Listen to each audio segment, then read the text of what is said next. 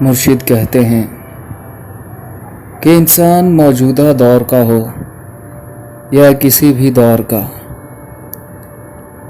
مرد ہو یا عورت، ہر دور کے انسان کا سدا یہ سوال رہا ہے کہ اس کی زندگی میں اتنی پریشانیاں، اتنی بے چینیاں کیوں ہیں۔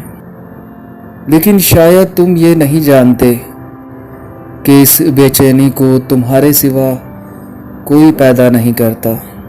بے چینی کی سب سے بڑی وجہ میں سے ایک تو یہی ہے کہ جب بھی تم پریشان ہوتے ہو تو تمہیں لگتا ہے کوئی اور تمہیں پریشان کر رہا ہے، تم کسی اور کی وجہ سے پریشان ہو رہے ہو۔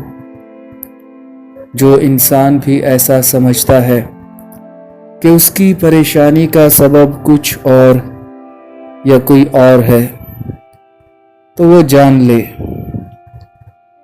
اس کی زندگی میں کبھی سکون نہیں آ سکتا۔ ایک چھوٹی سی کہانی سے آج کی بات ختم کرتے ہیں، شاید تم سمجھ پاؤ۔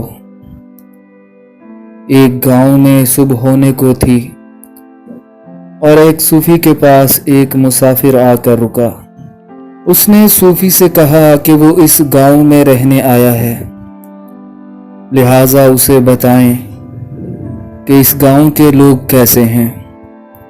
صوفی نے مسکرا کر سوال کے جواب میں ایک اور سوال کرتے ہوئے کہا، میرے دوست، پہلے تم یہ بتاؤ کہ جس گاؤں کو تم چھوڑ کر آ رہے ہو اس کے لوگ کیسے تھے؟ مسافر نے نہایت تکلیف اور نفرت سے جواب دیا کہ ان کا نام بھی میرے سامنے مت لو، میں نے زندگی میں زمین پر ان سے برے لوگ نہیں دیکھے، انہی کی وجہ سے میں گاؤں چھوڑنے پر مجبور ہوا ہوں۔ صوفی نے مسافر کی جانب دیکھا اور جواب دیا، میرے دوست، میرا مشورہ ہے تم اس گاؤں کے بجائے کسی اور گاؤں کا انتخاب کرو، کیونکہ اس گاؤں کے لوگ اس گاؤں سے بھی برے ہیں۔ میں بے شمار سالوں سے یہاں رہ رہا ہوں، اس لیے سب جانتا ہوں۔ وہ مسافر صوفی کا جواب سن کر وہاں سے چلتا بنا۔ مسافر کے جانے کے بعد ایک اور خاندان صوفی کے پاس پہنچا اور انہوں نے وہی سوال دہرایا کہ وہ اس گاؤں میں رہنا چاہتے ہیں اور بتایا جائے کہ رہنے کے لیے اس گاؤں کے لوگ کیسے ہیں۔